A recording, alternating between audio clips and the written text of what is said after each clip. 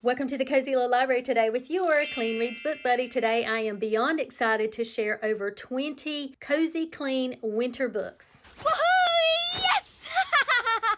Every single genre. They are all wintry, they're all cozy, and they're all clean. I hope you enjoy it. The Captain and Miss Winter by Sally Britton. Let's take a moment to look at this beautiful cover. The Forever After series, fairy tale retelling books. Each one of these has either a Brothers Grimm or a Hans Christian Andersen reference to the original fairy tale. This one talks about Rose Red. Her mother says, "Quick, Rose Red, open the door. It must be a traveler who is seeking shelter." It was a bear that stretched his broad black head within the door. So we see it's February 1816. It's not a bear that tries to come in this little cottage that's hidden in the woods, but an English lord who has been off at the Napoleonic Wars. He had hidden a treasure in the heart of the forest, stolen gold that would save lives of many who have lost everything during the war. A sweet, simple book, and I love it so much. This is book number 2 in the Forever After series. They are all standalones. I can't recommend book number 6 yet because I haven't read it. It's one of the next ones in line, but it is called In Pursuit of a Gentleman, and it's obviously very wintry as well. These have all proved to be squeaky clean, sweet Regency era romance. Another idea is that 2 of the books in the Little House on the Prairie series happen in winter, and they are very atmospheric. One of them is Little House in the Big Woods, book number 1, and this is when they get to the big woods and they're facing that first winter.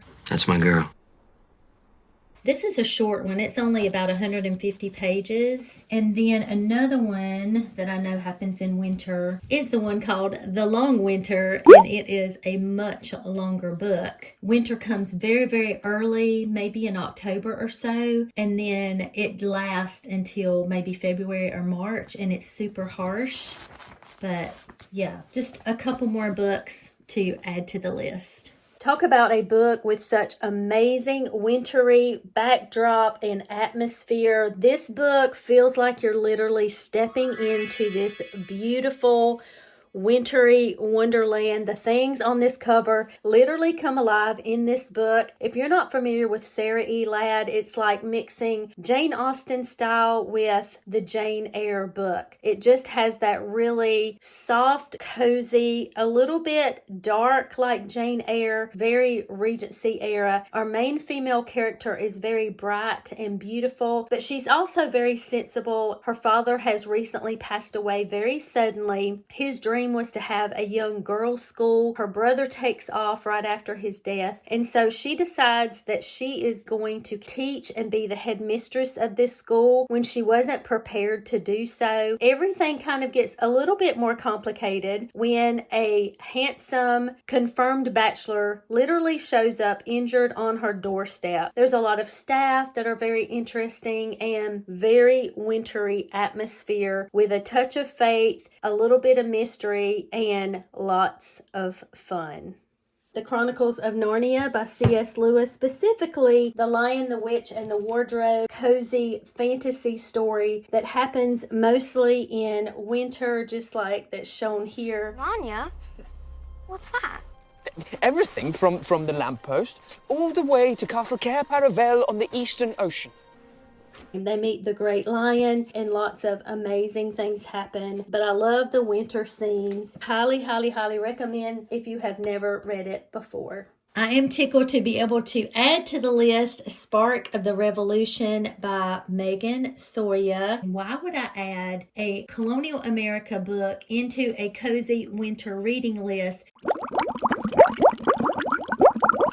Because somehow this author has woven together very accurate historical events with famous historical people, realistic other characters, and faith nuggets, but make it cozy. That is exactly what she has done. It does all happen in the wintertime as a brother and sister sail from England and arrive into the Boston harbor. And if you know your American history, you know that in December 17 1773. In the Boston Harbor, something very monumental happens. I hope you're screaming, the Boston Tea Party. So you see how different characters on both sides of the aisle are involved. Just the stories are so realistic, and you really get an idea of what it may have been like to be there, to be in the midst of it, not just the tension that's rising, but how you are connected to that tension. You can see by all the tabs here, I just could not get enough. I read this with my book club. We all became obsessed and went right on to reading book number 2. And I just happened to be reading the advanced reader copy of book number 3, which is to be published in January 2026. Highly, highly, highly recommend this book and this entire series. The Clairvoir Castle series by Sally Britton is one of my favorite series of all time because they are Regency era, squeaky clean, very inspiring, and they're very seasonal. You literally read through the seasons when you read these. There are books 1 through 6, but then you've got a prequel novella, which makes 7 altogether.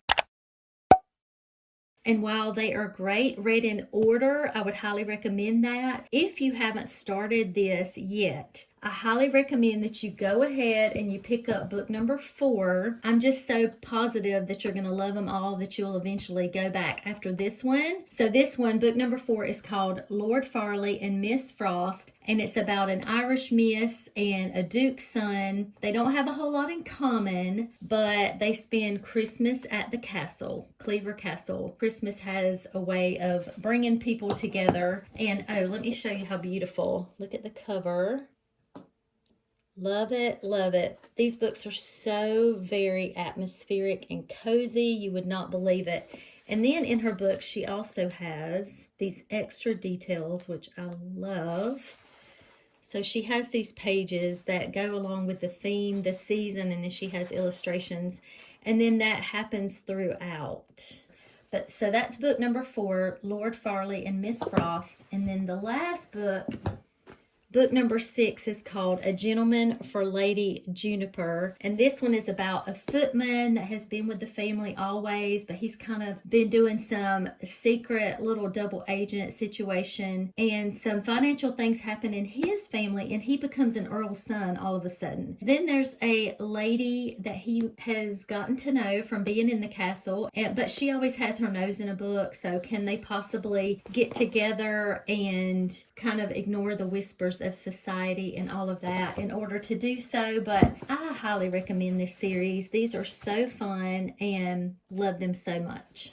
Julie Klassen's On Devonshire Shores series has 2 of the 4 books in the winter season, but every one of these are very cozy. Let me tell you about them in case maybe you have started it and you didn't finish and you didn't know about the seasonality, or if you haven't started these at all. These are extremely cozy. Book number 1, we learn about 5 sisters in April of 1890. So it does start in the spring, but book number 2 is one of the winter books in this series. Even though this starts in April, it just does feel so cozy. The girls are genteel. They are in financial dire straits because the dad has passed away suddenly, and there is, though, one property that they can go to, and it is in a quiet resort town in the Regency era. The eldest sister decides, we're going to turn this into a boarding house, but that way the sisters won't have to separate and be governesses and all the different things. And because you have this very cocooned, forced proximity of all of these characters in this tiny little seaside town, but also in the boarding house for most of it, people coming and going.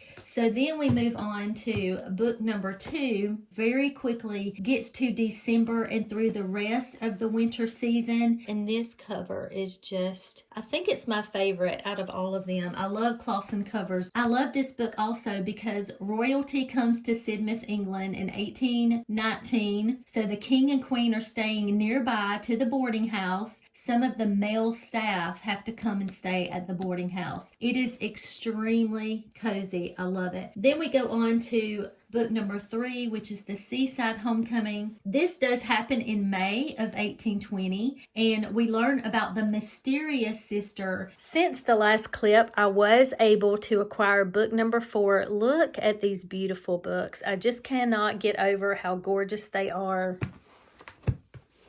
So A Seaview Christmas, book 4 is just beautiful. And then she's on the side as well. And then this is the back. And Clairvoir brilliantly, somehow, magically, in 240 pages of this novella, she wraps up this entire series. Since it's book number 4, I'm not going to tell you which sister that this is mainly about, but some very unexpected things happen and some unexpected people show up. The holiday stirs up excitement as fondly remembered guests come to stay and acquaintances grow into more. Love is rekindled and Christmas joy abounds. Absolutely beautiful. Highly recommend. Back in April of 2024, I read a book called The 4 Seasons of Brambly, Hedge. I got it because I had heard about this author and illustrator who was similar to Beatrix Potter. 4 books in one: spring story, summer, autumn, and winter story. Well, I wanted to have my own copy, and thank you Sandy and Cheyenne, patron friends, that reminded me about me reading this book. And so I ordered my own copy, and what I've realized is I got the complete Brambly Hedge, which includes all 4 of these seasonal stories. Winter, of course, is what I'm focused on right now. But what I didn't realize is that there are 4 additional stories in this book as well, and they all have to do with the seasons also. So let me just show you. We'll start with, the book starts with the spring story. And I want to just show you some of these illustrations. It is absolutely adorable. Look how fun these are. Summer, autumn, and then we get to winter, which is what I wanted to talk about mostly today. So you can see these charming illustrations, the images at the beginning of each one of these books.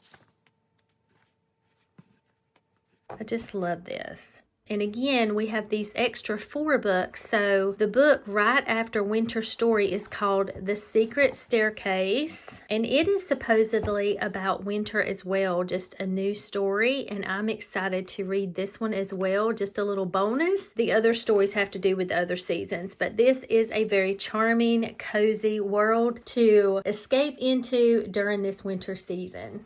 Let's talk about American Girl stories. In each one of the 8 original American Girl series, pictured here, we've got Kaya, Felicity, Josefina, Kirsten, Addy, Samantha, Kit, and Molly. All of them in their 6-book series. Book number 3 is a Christmas story. All of them in book number 3 have the girl's name and surprise, except for Kaya. So she is the only one that doesn't have the Christmas story in hers. But they look like this. So here is Felicity's surprise. It's from this box set here. This is Molly's surprise. And again, these are one of the 6 in the sets. And you can get them just, this is Addy's surprise. And then this is a hardcover that I found at a library for like $1.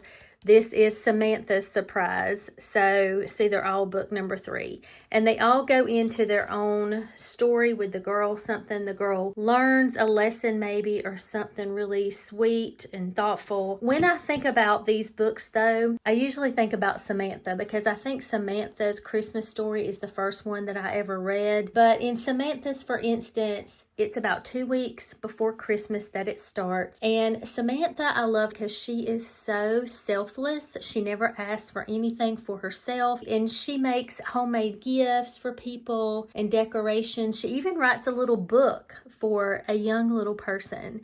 So I highly recommend all of the original American Girl Christmas stories, book number 3 in each.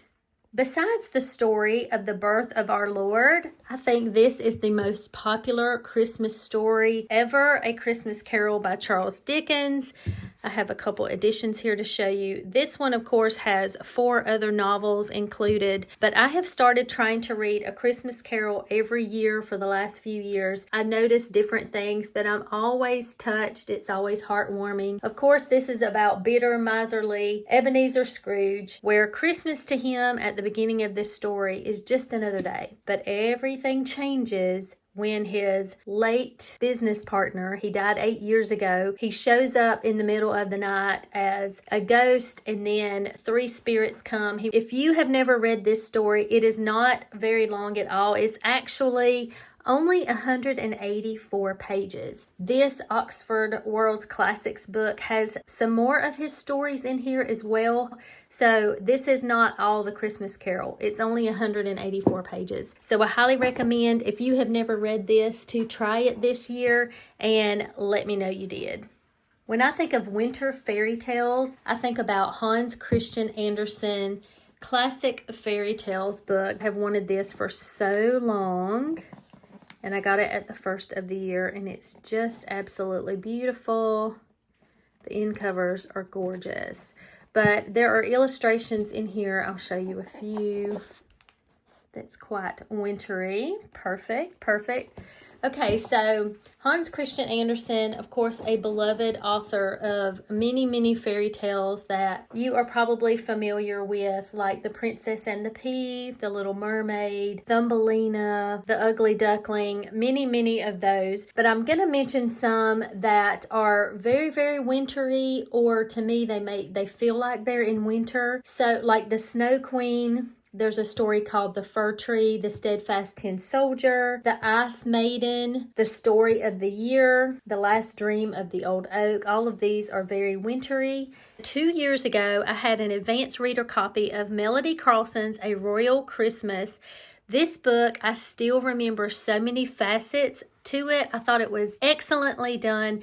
I really didn't expect a whole lot because it was a novella, it was contemporary, and it started out with the girl who is down on her luck. She finds out she's really a princess, and I fully expected this to be super cheesy, Hallmarkish, but in a very overdone way. You know, that's such a popular theme, but this story was so much more. It had a lot more depth and emotion and interest, and it has a little bit of the Princess Diary vibes. I really, really enjoyed it. Now, it does happen, a lot of it, around Christmas. And can we just talk about how beautiful this cover is? Let's look at the side and the back. Christian fiction, a lot of the vibes of a European wintry country, and I just thought it was fabulous. Highly recommend. A beautiful children's classic that you may not have thought of is A Little Princess by Frances Hodgson Burnett. Such a sweet story, and I love this edition. This is one of the Puffins in Bloom books. You can see it's not a long book. It's only about 300 pages. I highly recommend it if you have not read this before. The quote on the back says, "It would be easy to be a princess if I were dressed in cloth of gold, but it is a great deal more of a triumph to be one all the time when no one knows." I love that.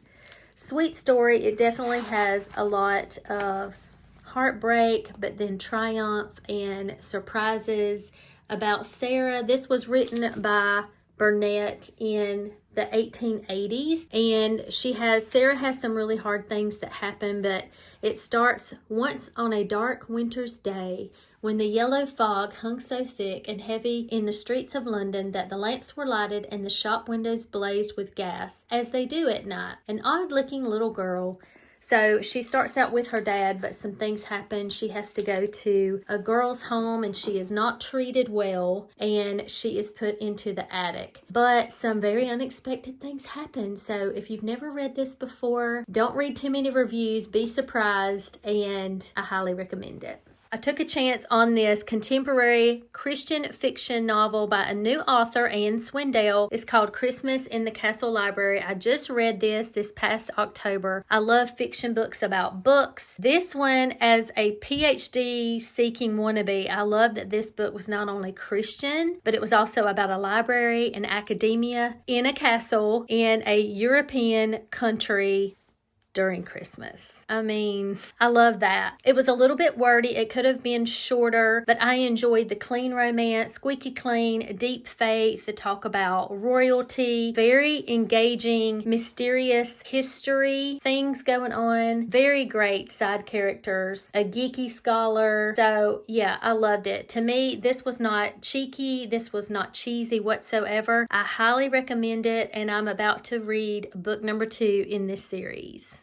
I highly recommend the original story by E.T.A. Hoffman of The Nutcracker. A copy of this in a beautiful hardcover is on my wish list, but I'm excited to share what I found recently as a gift for a special little person in my life. And this version of The Nutcracker by Susan Jeffers. She takes the original story and she adds in a lot about the ballet, and her illustrations are incredible. This author and artist says that she created this as the perfect gift to share with children before they see the Nutcracker ballet. And then here it says, "Come, take a front row seat. The world's most beloved holiday fairy tale is about to begin. Anyone will love this who enjoys stories where love triumphs." I love that. So we see she has this long author's note. She talks about the original story, so I love that she gives homage to that. She says, though, that as someone approached her about this, she was like, how could I add anything more special? She started researching it and found that they are all lengthy and none of them are appropriate for a younger child. So as the story starts, it was Christmas Eve, waiting for the party to begin. There she is. Okay, we see some of the mice. It's just so wintry and wonderful. Yeah, I think this is very, very special. And I highly recommend it. It is a very large, oversized book, and I'm very excited to gift this. We can't talk about winter or Christmas classics without mentioning Little Women. I'm going to show you the 2 editions that I have. I've been very surprised to hear about several adults that have told me they've never read this before. In case you didn't realize that it does start at Christmas time, but it goes throughout an entire year. So you could start this during December and kind of read through the story throughout the year, or however long you want it to take you, about the March sisters of Louisa May Alcott's most popular and precious enduring novel, Little Women, as the Civil War is starting up, and of course the father has to go away to war. The last time that I read this, did not recall all of the faith that is in this book. I loved that part. I loved all the things that Marmee had to say. It's full of love, loss, happiness, but heartache, abundance, scarcity, all the things. Highly recommend. Let me know that you hung out this long by giving me a snowflake emoji. Stay tuned for some very exciting announcements coming up on the channel. Until next time.